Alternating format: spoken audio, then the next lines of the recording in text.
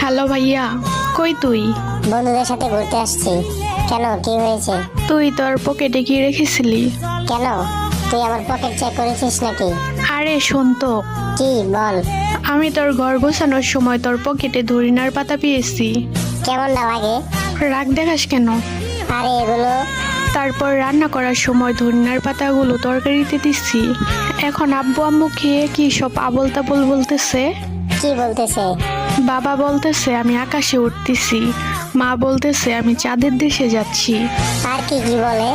বাবা বলতেছে আকাশের উপর দিয়ে নাকি বিয়ের সব যাত্রী যাচ্ছে, মা বলতেছে চাঁদের দেশে নাকি বর দেখতে যাবে। আর কিছু বলে নাই?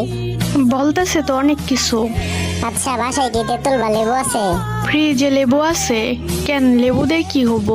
তুই দুইজনকে লেবু খাওয়া। কিন্তু কেন? বেশি কথা বলিস না, যা বলতেছি তাই কর।